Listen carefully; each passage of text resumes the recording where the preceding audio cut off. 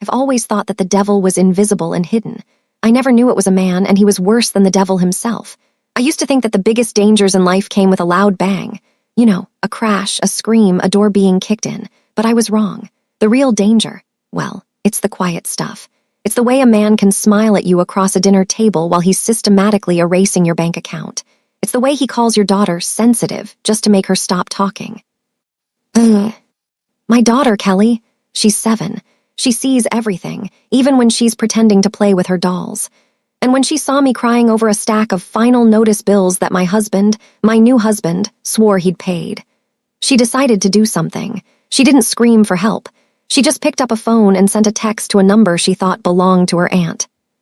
But it didn't go to her aunt. It went to Liam Kane. People in this city call him a monster. They call him the fixer for the Korean underground. But that day, to a scared little girl with a high bun and a broken heart, he was just the only person who answered. Do you want to know what happened next? Sit tight, hit the subscribe button, and drop the city where you are watching this video from. Drop it in the comments. Now hear how it all began. The air in our house always smelled like expensive sandalwood and anxiety. Yi-jun was a man of perfect creases, perfect suit, perfect hair, perfect lies. When I married him a year after my first husband died in that plane crash, I thought I was buying us safety. I thought I was giving Kelly a father. But lately, the safety felt more like a cage. I was sitting in the kitchen, staring at the rain, wondering how a woman with a master's degree and a significant inheritance could suddenly be confused about where all the money went. That's what Yi-jun called it. Emotional confusion. He'd pat my hand, tell me I was still grieving, and then ask me to sign another power of attorney form. Outside on the porch, I could see Kelly. She was sitting cross-legged, her face set in that deep, serious concentration she gets when she's trying to solve a puzzle. She had an old smartphone in her hands, one with no SIM card, just Wi-Fi. She thought she was texting my sister. She was typing with her thumbs, her little brow furrowed. My stepdad is a bully. Help, Mom. He's taking the money again. She hit send. 3 miles away, in a glass office that looked over the docks, Liam Kane was leaning back in a leather chair. He had a tattoo of a tiger crawling up the side of his neck, disappearing under a crisp white collar. He was a man who dealt in high-stakes debt and uncomfortable resolutions. His phone buzzed on the mahogany desk. He picked it up, expecting a bribe or a threat. Instead, he saw the words of a child. He didn't delete it. He didn't laugh. He just bared his teeth in a snarl, not at the phone, but at the familiar scent of a bully. Liam knew that tone. He'd spent his whole life making sure men like Yi-jun eventually ran out of places to hide. He stood up, grabbed his coat, and let the heavy office door click shut behind him. The game was changing, and for the first time in 2 years, I wasn't the only one playing. The office of Liam Kane sat 40 stories above the city, a sanctuary of glass, shadows, and the kind of silence that felt expensive. Down on the streets, the world was a chaotic mess of sirens and rain, but up here everything was controlled. Liam liked control. He lived by it. To the outside world, he was the fixer, the man you called when a debt couldn't be collected by legal means or when a secret was too heavy for a standard safe. He wasn't a man of many words, and he certainly wasn't a man of many distractions. But for the last 20 minutes, he hadn't looked at the shipping manifests on his screen or the wire transfers waiting for his authorization. He was staring at a burner phone he'd picked up for a job that had ended months ago. It should have been dead. Instead, it was glowing with a notification that shouldn't have existed. My stepdad is a bully. Help, Mom. He's taking the money again. Liam's jaw tightened. He adjusted his cufflink, the movement revealing the edge of the tiger tattoo that crawled up his neck like a warning. He bared his teeth in a slow, subconscious snarl. It wasn't the Mafia boss in him reacting. It was the boy who had grown up in a house where the air felt like broken glass, watching his own mother disappear under the weight of a man who used words like weapons. He didn't delete the message. He didn't toss the phone in the shredder. Instead, he tapped a few keys on his desktop. Within minutes, the digital trail began to unravel. The message had come from a localized Wi-Fi signal in an affluent suburb 3 miles away. A house owned by the late Arthur Vance, now occupied by his widow, Mara, and her new husband, Yi-jun. Yi-jun, Liam muttered, the name tasting like ash. He knew the type. A social climber. A man who wore a three-piece suit like a suit of armor to hide a hollow chest. Liam stood up, his tall frame casting a long shadow over the mahogany desk. He grabbed his overcoat, the heavy wool feeling like a shield. He didn't call his associates. He didn't need a team for this. This wasn't a hit. It was an audit. And Liam Kane was very, very good at math. Ugh. The gala for the City Children's Hospital was a sea of champagne, fake laughter, and the subtle clinking of jewelry that cost more than most people's homes. Liam moved through the crowd like a ghost. He didn't belong here, yet his presence commanded a wide berth. People whispered as he passed, their eyes darting to the floor. He didn't care. He was looking for a specific pair of eyes. He found them near the buffet. Mara was stunning in a way that felt painful to look at. She wore a deep emerald dress that complemented her dark skin, but her shoulders were hunched, pulled inward as if she were trying to occupy as little space as possible. Standing next to her was Yi-jun. He was holding her elbow, not with affection, but with a grip that looked like it was meant to steer a disobedient animal. "You're doing that thing again, Mara," Yi-jun's voice drifted over the noise, smooth and oily. "That blank stare. People are starting to notice. You're making them uncomfortable with your condition. Try to smile. For me." Mara's expression didn't change, but her hand drifted to the small clutch purse she was holding, her fingers twitching. "I'm just tired, Yi-jun. The house accounts. I can't find the records for the—" "SHHH," Yi-jun interrupted, leaning in to kiss her cheek in a way that looked loving from a distance but felt like a threat up close. "We discussed this. You aren't in the right headspace for numbers. Let me handle the heavy lifting. You just focus on looking beautiful. It's the only thing you're actually good at lately, isn't it?" Ugh. Liam watched from behind a marble pillar, his blood turning to ice. He saw the way Mara's eyes dulled. He saw the small, almost invisible tremor in her chin. She wasn't a weak woman. He could see the fire buried under years of exhaustion and grief. She was just a woman who had been told she was drowning for so long that she'd forgotten how to swim. Yi-jun stepped away to talk to a group of bankers, leaving Mara standing alone by a floral arrangement. She looked lost, a ghost in her own life. Liam didn't hesitate. He stepped out of the shadows, his heavy boots silent on the plush carpet. He didn't approach her like a predator. He approached her like a debt collector coming to settle a very specific account. He stopped just a few feet away, his presence drawing her gaze. When she looked at him, he saw the flash of recognition and the flicker of fear. She knew who he was. Everyone in this tax bracket knew to stay away from the man with the tiger on his neck. "It's a loud room," Liam said, his voice a low, gravelly rumble that seemed to cut through the high-pitched chatter of the gala. "Easy to get lost in the noise." Mara blinked, her hand tightening on her purse. "Mr. Kane, I didn't think you attended these kinds of events." "I don't," Liam replied, his eyes scanning her face with an intensity that made her breath hitch. He leaned in slightly, his voice dropping to a whisper that only she could hear. "But I received a very interesting message today, about a bully, and about some missing money." Mara's face went deathly pale. Her eyes darted toward the porch, where her daughter had been sitting earlier that day, and then back to Liam. The realization hit her like a physical blow. Her daughter hadn't texted her sister. She had texted him.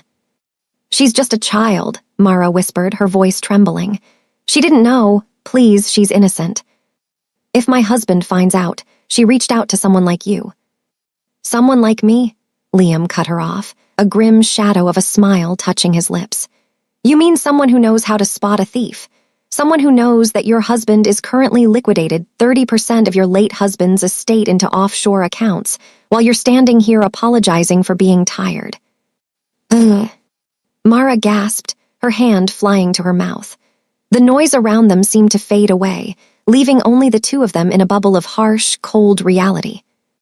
How do you know that?" she breathed. "I'm a fixer, Mara," Liam said, his gaze shifting to Yi-jun, who was laughing with a group of men across the room. "And your life is currently very, very broken. I don't care about your husband's social standing. I don't care about his perfect reputation. I care about the fact that a 7-year-old girl is the only person in this city brave enough to tell the truth." He reached into his pocket and pulled out a small, silver business card. It had no name, just a single phone number embossed on the front. He tucked it into the fold of her clutch purse, his fingers brushing hers for a brief, electric second. "He's coming back," Liam noted, his eyes tracking Yi-jun's movement. "When he gets home tonight, he's going to ask you for your signature on a new set of investment papers. Don't sign them. Tell him you have a headache. Tell him you're confused again. Buy me 24 hours. "Why are you doing this?" Mara asked, her voice a mixture of hope and terror. "What's the catch? People like you don't do things for free." Liam looked at her, and for a split second, the Mafia mask slipped. She saw a man who looked tired. A man who looked like he was carrying a debt of his own that could never be repaid. "You're right," he said softly. "I'm not doing this for free. I'm doing this because I want to see the look on his face when he realizes he picked the wrong family to ruin." Yi-jun reappeared, sliding an arm around Mara's waist with a possessive tug. He looked at Liam, his eyes narrowing with a mixture of arrogance and curiosity. "Is there a problem here, Mr. Kane?" Yi-jun asked, his voice dripping with forced politeness. Liam didn't flinch. He straightened his coat, his eyes locking onto Yi-jun's with a predatory stillness that made the younger man's smile falter. "No problem," Liam said, his voice cold and final. "Just discussing an investment opportunity. I think your wife is starting to see the value in better protection." Without another word, Liam turned and walked away, disappearing into the crowd as quickly as he had appeared. Mara stood there, the weight of the silver card in her purse feeling like a mountain. She looked at Yi-jun, really looked at him, and for the first time in a year she didn't feel like a victim. She felt like a storm was coming, and for once she wasn't the one who had to be afraid of the rain. The drive home was a lesson in suffocating silence. Yi-jun sat in the driver's seat of the sleek, black sedan, his fingers tapping a rhythmic, impatient beat against the leather-wrapped steering wheel.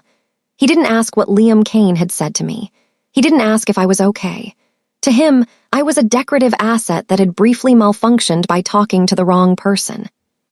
"I don't like him, Mara," Yi-jun said finally, his voice cutting through the hum of the tires on the wet pavement. "Kane is a thug with a tailor. He's the kind of man who thrives on the misfortune of others. You shouldn't have engaged him. It reflects poorly on our stability."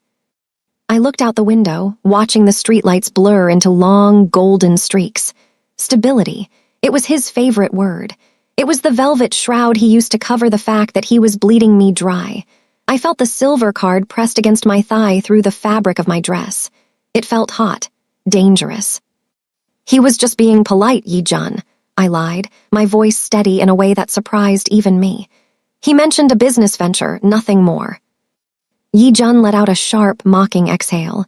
"Business? Right. Well, speaking of business, I need you to look at those restructuring papers for the Vance Trust tonight. I've managed to pivot the assets into a high-yield venture in Seoul. It'll secure Kelly's tuition for the next decade." He said her name like a bargaining chip. In the past, that mention of Kelly's future would have made me reach for the pen immediately. Tonight, it made my stomach turn. When we arrived at the house, the lights were low. Our nanny, a soft-spoken woman named Alara, was waiting by the door. She whispered that Kelly was asleep, but I knew better. As I walked past her room, I saw the sliver of light beneath her door. I slipped inside. Kelly was sitting cross-legged on her bed, her hair still in that high bun, her eyes wide and alert. She didn't have her phone. She just had a stuffed tiger, a gift from her father years ago, clutched to her chest. "Mom," she whispered. I sat on the edge of the bed and pulled her into my arms. She smelled like baby shampoo and a lingering hint of the garden. "You did a very brave thing today, Kelly," I murmured into her hair. "But you have to promise me. No more messages, not to anyone. Okay." "Is the man going to help?" she asked, her voice tiny. I thought of Liam's eyes, the way they hadn't looked at me with pity, but with a cold, calculating recognition of justice. I think he's going to try." I left her room and found Yi-jun in the study. He had the papers spread out on the mahogany desk, a glass of expensive scotch at his elbow. The room smelled of that sandalwood I had grown to hate. It was the scent of my own disappearance. "Here," he said, sliding a heavy fountain pen toward me. "Just on the blue tabs, Mara. Then we can put all this stress behind us." I looked at the blue tabs. They represented the last of Arthur's legacy. If I signed these, I'd be entirely dependent on the man standing over me. I remembered Liam's voice. "Tell him you have a headache. Buy me 24 hours. I can't tonight, Yi-jun," I said, rubbing my temples. "The lights at the gala. I have a migraine starting. Everything is blurry. I can't even read the fine print." Yi-jun's face darkened. The mask of the caring husband slipped just enough for me to see the predator underneath. "Mara, this is time-sensitive. The markets don't wait for your headaches." "I know," I said, backing toward the door. "But my lawyer, the one Arthur appointed, always told me never to sign when I'm not clear-headed. I'll do it first thing in the morning, I promise." I didn't wait for his response. I turned and walked to my bedroom, locking the door behind me. My heart was hammering against my ribs like a trapped bird. At 2 a.m., the burner phone Liam had given me vibrated under my pillow. There was no text, just a coordinate and a time. 3:30 a.m., the pier at 4th Street. I changed into dark jeans and a nondescript hoodie. I felt like a criminal in my own home. I checked on Kelly one last time, then slipped out through the kitchen's side door, avoiding the security cameras Yi-jun had installed for our safety. The pier was deserted, shrouded in a thick, salty fog that muffled the sound of the waves. A single set of headlights cut through the gloom. A heavy, dark SUV was parked at the very edge of the wood-planked dock. Liam was leaning against the hood, a cigarette glowing between his fingers. He looked different out here, less like a businessman and more like the tiger on his neck. Gritty, lethal. "You're late," he said, flicking the cigarette into the water. "I had to make sure he was asleep," I replied, my breath visible in the cold air. "He tried to make me sign the papers tonight. I stalled him, but he's suspicious." Liam nodded, reaching into the SUV and pulling out a thick manila folder. "He should be. I started moving against his shell companies an hour ago. I've frozen the accounts he thought were hidden in the Cayman Islands. He's going to wake up to a financial heart attack." He handed me the folder. I opened it and my breath caught. It wasn't just bank statements. It was a contract. "This is a relationship of convenience, Mara," Liam said, his voice dropping to a low, serious tone. "To the world, I am now your primary creditor. I've bought your husband's debts. Legally, he owes me now, but for this to work, for me to stay in your house and dismantle him from the inside, you have to agree to a partnership. I'm not a bodyguard and I'm not a charity." I looked at the terms. He wanted access to the Vance Trust's primary board. He wanted to use my name to legitimize some of his own holdings. It was a trade. My freedom for his reputation. "You're using me," I whispered. "I'm using you to win a war we both want to fight," Liam corrected. "You get your life back. You get your money back, and Kelly grows up in a house where she doesn't have to hide her phone to feel safe. In exchange, I get a seat at a table that has been closed to men like me for a long time." I looked at him, really looked at him. There was no lie in his eyes. He wasn't pretending to love me. He wasn't pretending to be a hero.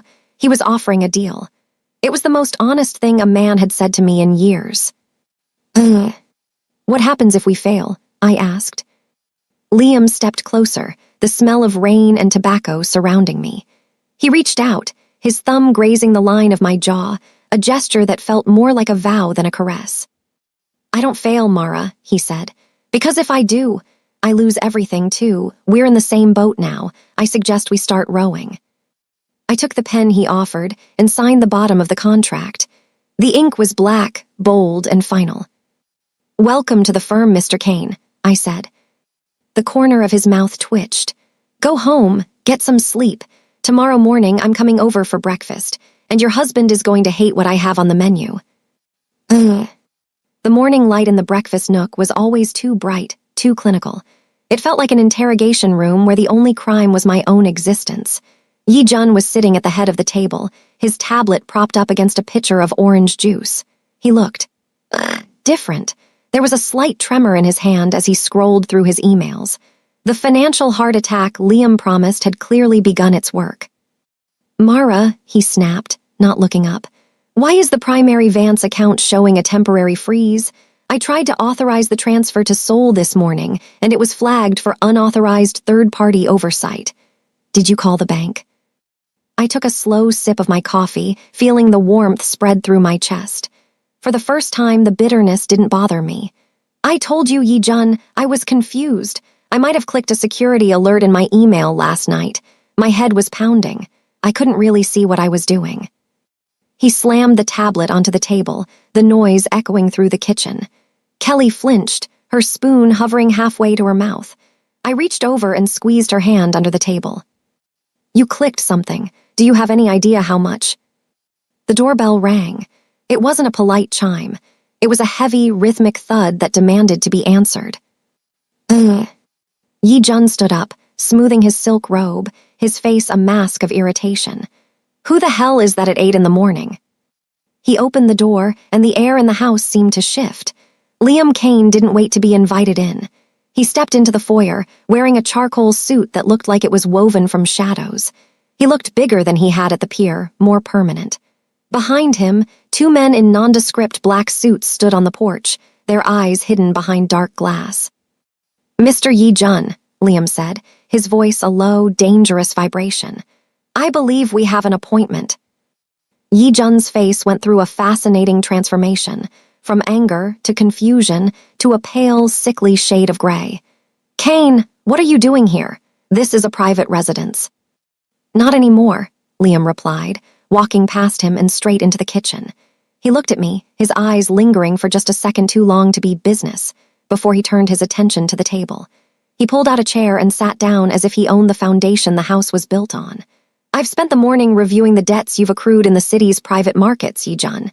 It turns out you've been using your wife's estate as collateral for some very poorly managed gambles. Yi-jun rushed back into the room, his voice shaking. I don't owe you anything, whatever you think you have on me. I know, Liam interrupted, sliding a single sheet of paper across the table. It was the contract I had signed at the pier, but with a new attachment, a legal notice of debt acquisition. I bought your liabilities from the firms in Singapore and Macau. As of 6 o'clock this morning, I am your primary lien holder. Every penny you spend, every breath you take in this house, is technically on my balance sheet. He turned to Kelly, his expression softening by a fraction of a percent. Is that the tiger your mom told me about? Kelly nodded, her eyes wide as saucers. She didn't look scared. She looked at the man with the tiger on his neck and then at me. She saw the way I was sitting, shoulders back, chin up. She saw the change. Yi-jun looked like he was going to vibrate out of his skin. This is a setup. Mara, you did this. You brought this criminal into our home. I stood up, clearing my plate with a deliberate, slow grace.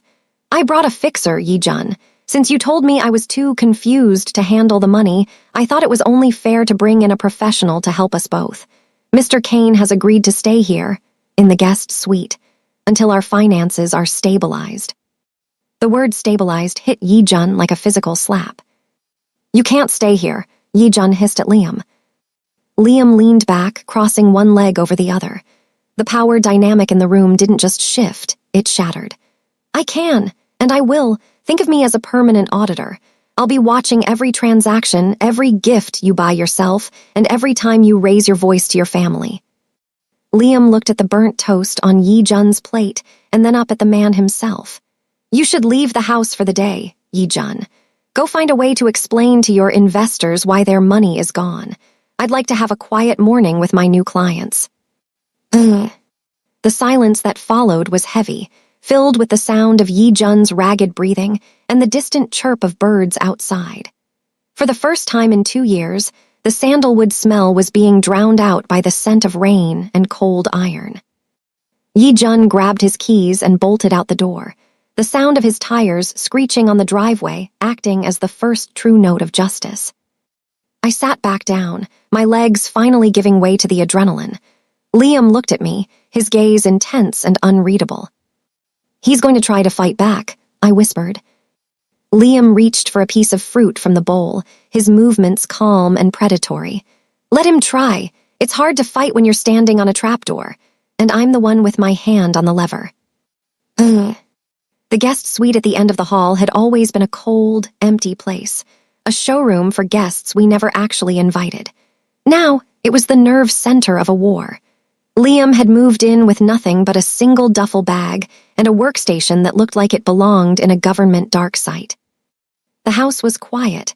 Yi-jun hadn't come home yet, likely drowning his ego in a bottle of expensive bourbon at his club. I stood at the door of the suite, watching Liam. He was hunched over a laptop, the blue light of the screen carving deep lines into his face. The tiger on his neck seemed to pulse with every movement of his jaw. "You should be sleeping," he said without looking up. "I can't," I replied, stepping into the room. "The silence is too loud. It feels like the calm before. Well, you know." Liam finally turned, his chair creaking. He didn't offer a platitude, he just tapped the screen. "Come here, Mara, I found something, and it's not just about the money." Ugh. I walked over, leaning down to look at the rows of data. It was a maintenance log from a private aviation hangar, the one that had serviced Arthur's plane before the crash. My heart skipped a beat. Just seeing Arthur's name in print made the grief flare up, a sharp, cold ache in my chest. "I tracked the shell company that bought the hangar 3 months before the accident," Liam said, his voice dropping to a low, steady hum. "The ownership is buried under 4 layers of offshore proxies, but I followed the wire transfers. The seed money for the acquisition didn't come from a bank."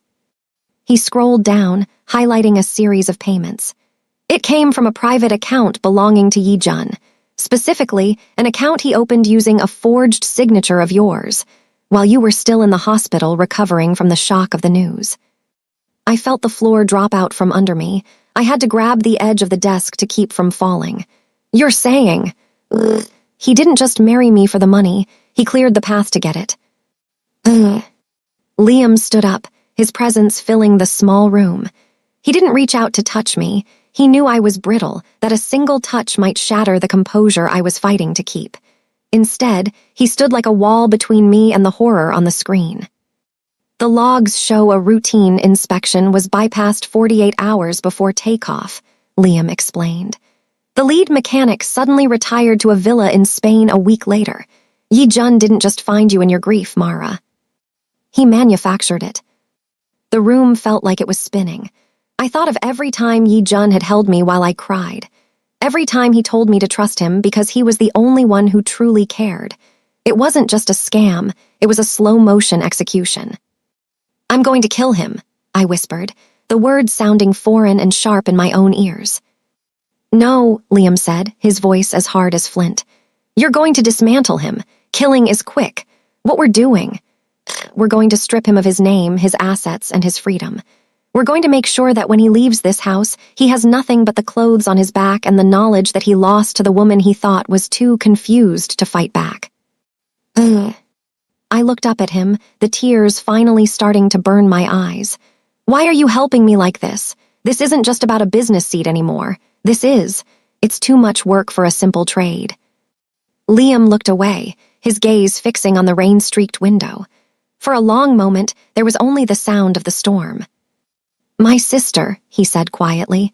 "She married a man like Yi-jun, a charming businessman who slowly erased her until she didn't recognize herself in the mirror. I was young. I was angry. I tried to handle it with the things people say I do. I made it worse. He took her away before I could fix it." He turned back to me, his eyes dark with a decade of unspoken regret. "I couldn't save her, but I can save you, and I can save Kelly. This is the only kind of justice I believe in anymore." I reached out then, my fingers grazing the rough fabric of his sleeve. It wasn't a romantic gesture, it was a tether. We were 2 broken people using the shards of our pasts to build a weapon. "What do we do next?" I asked. Liam's mouth thinned into a predatory line. "We stop looking at the past. Tomorrow, we go for his jugular. We're going to find that mechanic in Spain." Ugh. The atmosphere in the house had shifted from a cold war to a calculated siege. Yi-jun was unraveling. He spent his nights packing the study, the clink of ice against glass a constant reminder of his mounting desperation.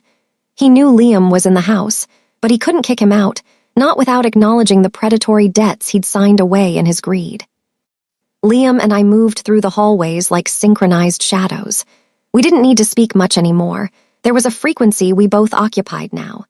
Every morning, I would hand him a fresh set of internal memos, and every evening, he would show me a new piece of the puzzle he'd extracted from the mechanic in Spain. He's biting, Liam whispered one afternoon. We were in the kitchen, ostensibly discussing the grocery list, but the paper I held was a map of Yi Jun's final move.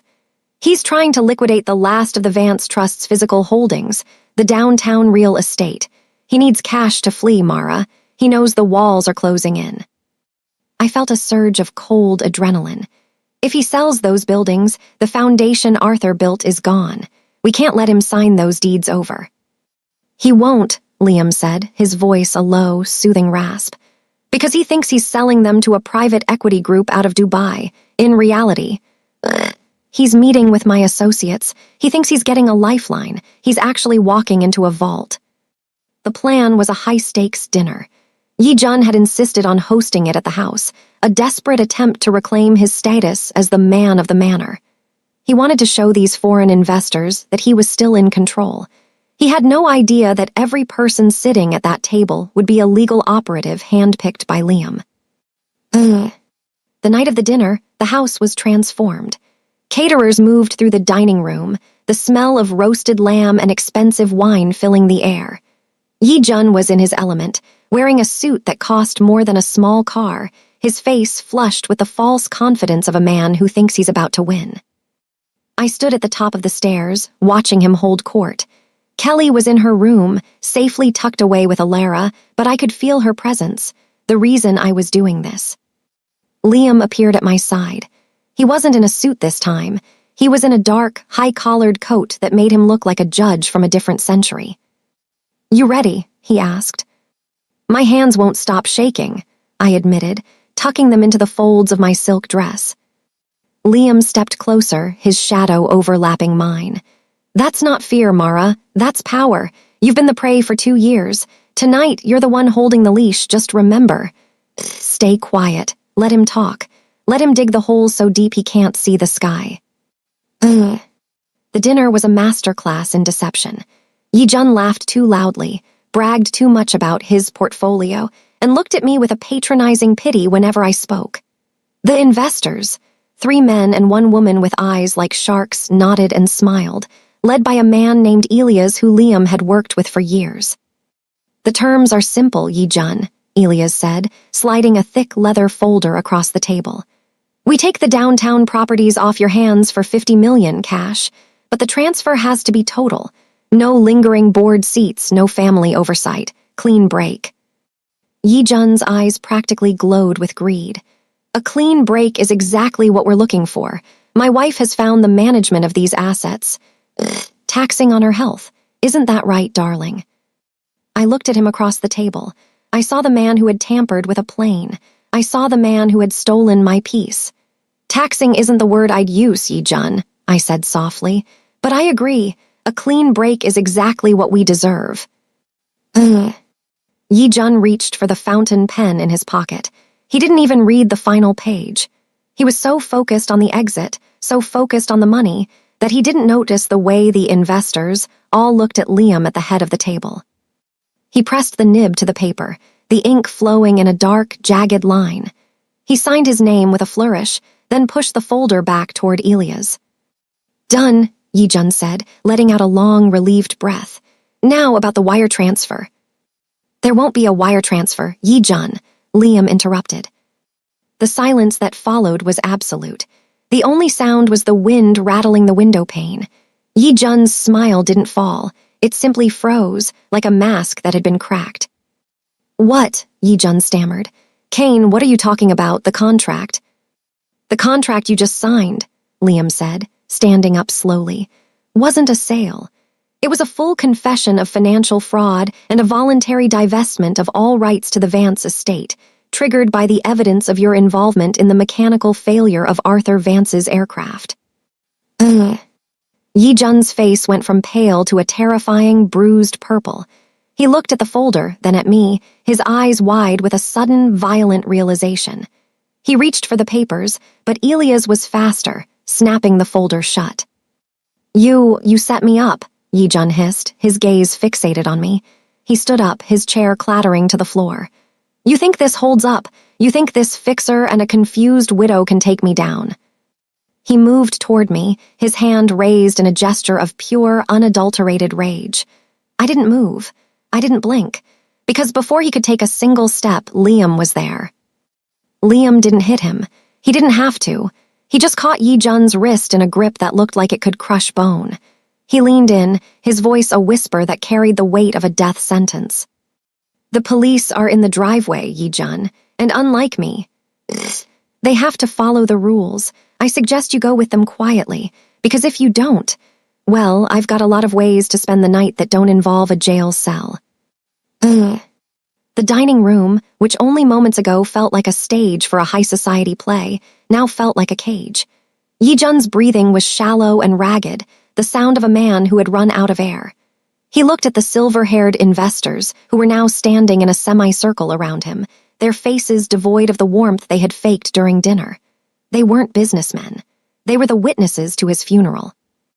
Mara, listen to me, Yi-jun said, his voice cracking, shedding the polished veneer he'd worn for years. He tried to pull his wrist from Liam's iron grip, but Liam didn't budge. You're being manipulated. This man. He's a criminal. He's using your grief to steal what I've spent 2 years trying to protect for you. I walked toward him, my heels clicking softly on the hardwood. I stopped just inches away, looking into the eyes of the man I had once shared a bed with. I didn't see a husband. I didn't even see a villain. I saw a small, desperate thief who had finally been caught in a house he didn't own. You didn't protect me, Yi-jun, I said, my voice low and vibrating with a decade's worth of suppressed truth. You erased me. You stood by while I buried Arthur, knowing you were the one who loosened the bolts on his life. You watched me cry for a year and called it headspace, while you moved my daughter's future into a bank account in the Caymans. I reached out and slowly unpinned the silk boutonniere from his lapel, the one I had picked out for him before the dinner. I let it drop to the floor. The only person confused in this room is you. You thought I was a prize to be looted, but a house built on a grave always collapses, Yi-jun, and your time is up. Yi-jun's face contorted. The charming husband was gone, replaced by a snarling, panicked animal. He lunged, not at Liam, but at me, his fingers clawing for the folder Elias held. Liam didn't even break a sweat. He pivoted, using Yi-jun's own momentum to slam him back against the mahogany table. The fine china rattled and shattered, a crystal wine glass tipping over and spilling dark red liquid across the white lace tablecloth. It looked like blood. Stay down, Liam growled, his voice vibrating in the very floorboards. You've done enough talking for one lifetime. The front door opened, and the cold night air rushed into the foyer. 4 police officers entered, led by a detective Liam had tipped off hours ago. They didn't come in with guns drawn. They didn't need to. They came in with a folder of their own, filled with the forensic evidence Liam's team had gathered from the mechanic's confession in Spain and the digital trail of the forged power of attorney. Yi-jun Park? The detective asked, his voice flat and professional. You're under arrest for grand larceny, financial fraud, and we're bringing you in for questioning regarding the death of Arthur Vance. As the handcuffs clicked shut, a cold, metallic sound that felt like the final period at the end of a long, dark sentence, Yi-jun looked at me one last time. There was no remorse in his eyes, only a bitter, poisonous hatred. You'll be nothing without me, Mara, he screamed as they led him toward the door. You're just a widow in a big, empty house. You'll rot here. The door slammed shut, cutting off his voice. The silence that followed was heavy, but it wasn't the suffocating silence of the last 2 years. It was the silence of a room that had finally been cleared of smoke. I stood there, staring at the shattered glass on the table. My knees began to shake, the adrenaline finally leaving my system and leaving a hollow, aching exhaustion in its place. Liam was suddenly there, his presence a solid, grounding weight behind me. He didn't say, "I told you so." He didn't ask for his payment. He just reached out and placed a hand on my shoulder, a brief, firm pressure that said, "You can breathe now." "He's gone, Mara," Liam said softly. "The bully is gone." I turned to him, the tears finally spilling over, hot and silent. I thought I'd feel happy, but I just feel empty. That's because the house is yours again, Liam replied, his eyes searching mine with an intensity that made my heart ache for a different reason. And emptiness is just another word for a fresh start. You can put whatever you want in here now. From the top of the stairs, a small voice drifted down. Mom, is it over? I looked up to see Kelly, her stuffed tiger tucked under her arm, watching us from the shadows. I wiped my face and held out my arms. She ran down the stairs, past the broken glass and the spilled wine, and buried her face in my lap. I looked at Liam over her head.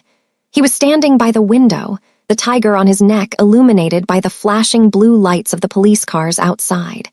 He looked like he was ready to leave, to disappear back into the shadows where men like him lived. Don't go yet, I whispered. Liam paused, his hand on the doorframe. He didn't look back, but he didn't leave either. The job is done, Mara. You don't owe me anything. I know, I said, holding Kelly tighter. That's why I'm asking. The house felt twice as large the next morning. Without the heavy, suffocating scent of sandalwood and the constant, unspoken pressure of Yi-jun's presence, the rooms seemed to stretch out, blinking in the sunlight. The forensic teams and the police had left hours ago, taking their clipboards and their questions with them. I spent the morning in a trance, moving through the dining room.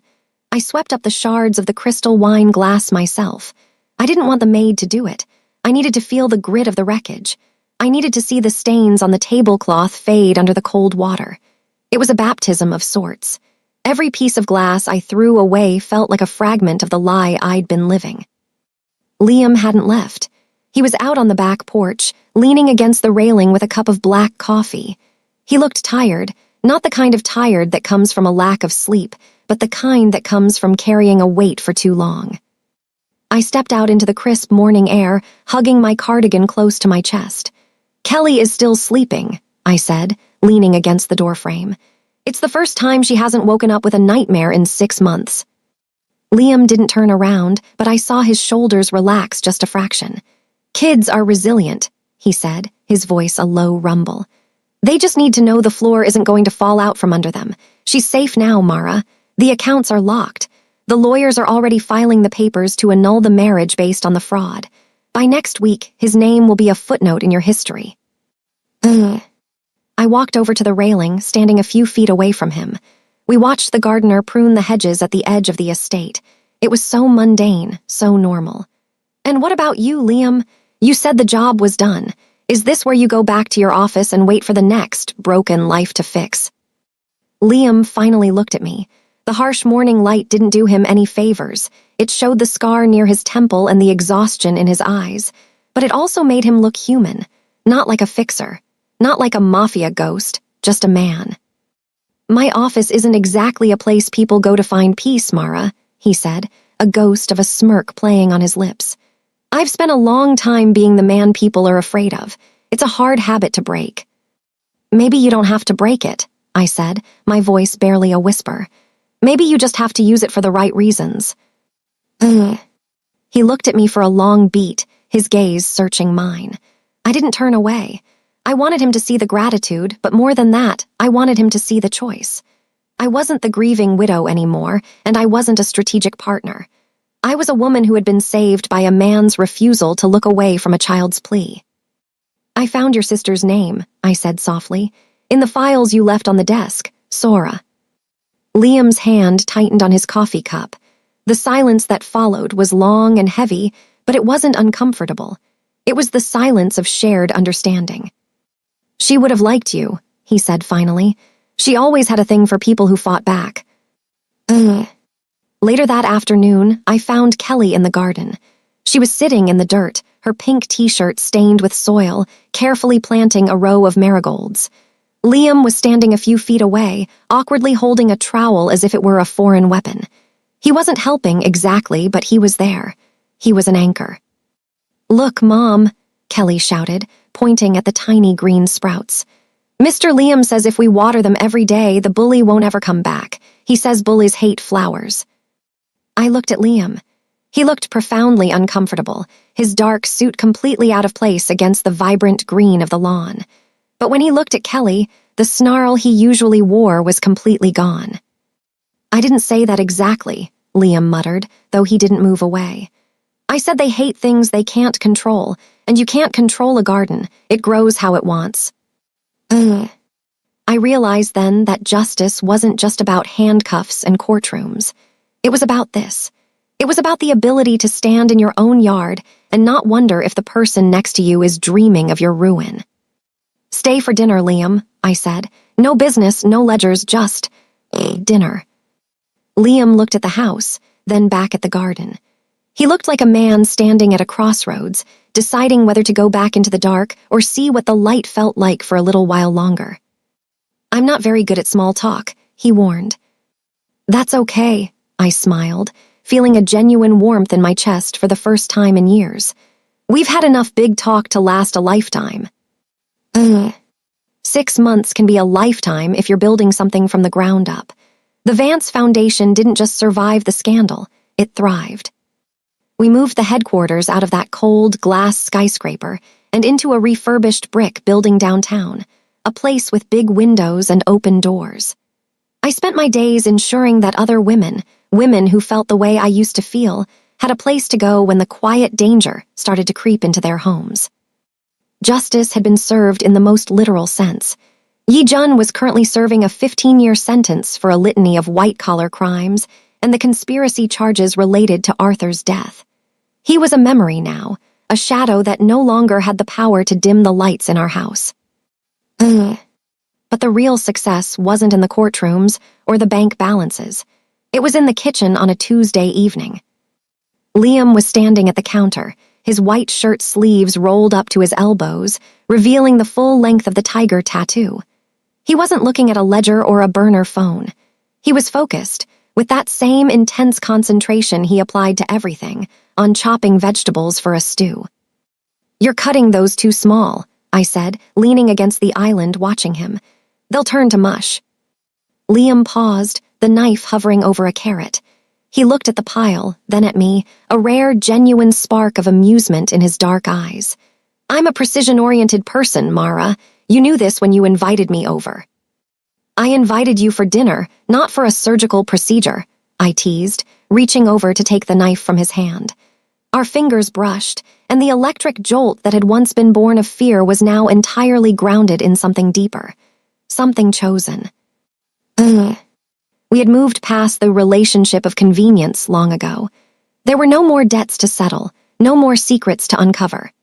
Liam had stepped back from the darker corners of his world, turning his fixer skills toward a private security and consulting firm that helped nonprofits navigate the very risks he used to manage. He didn't have to be here. He didn't have to check on the locks or help Kelly with her math homework. He chose to. And I chose him, not because I needed a shield, but because I wanted a partner who had seen my lowest point and didn't think I was confused or weak. "Mom, look!" Kelly burst into the kitchen, a drawing clutched in her hand. She was taller now, her hair styled in 2 neat puffs, her face glowing with the kind of unburdened joy that only safety can provide. She slammed the paper onto the counter. It was a drawing of the 3 of us in the garden. She had drawn Liam with his tiger tattoo, but she'd added a little orange flower behind the tiger's ear. Ugh. Liam picked up the drawing, studying it with the same gravity he used to study a multi-million-dollar contract. "The flower is a nice touch," he murmured, his voice softening. "It's because you're a softie now," Kelly giggled, poking his arm before running off to find her shoes. Liam watched her go, a quiet smile finally breaking across his face. It was a look that would have shocked the people who used to fear him. "She's getting too fast for me," he said, turning back to me. "She's just happy, Liam," I said, stepping into his space. I placed my hands on his chest, feeling the steady, rhythmic beat of his heart. "We both are." Ugh. He put his hands on my waist, pulling me closer. The smell of rain and cold iron was gone, replaced by the scent of home, garlic, wood smoke, and the perfume I'd chosen for myself. "I spent my whole life thinking the only way to survive was to be the person everyone was afraid of," Liam whispered, his forehead resting against mine. I didn't think there was a place for a man like me, in a life like this. There's a place for anyone brave enough to answer a message from a little girl, I replied. You didn't just fix my life, Liam, you joined it. Justice isn't just about punishing the bad man. It's about what happens after the sirens fade. It's about the conscious choice to stay, to build, and to love without a hidden agenda. Ugh. As the sun set over the garden, casting long, golden shadows across the floor, I realized that the bully hadn't just lost his money or his freedom. He'd lost the power to define us. We weren't a widow and a fixer anymore. We were a family, and for the first time in my life, I knew exactly where I was supposed to be.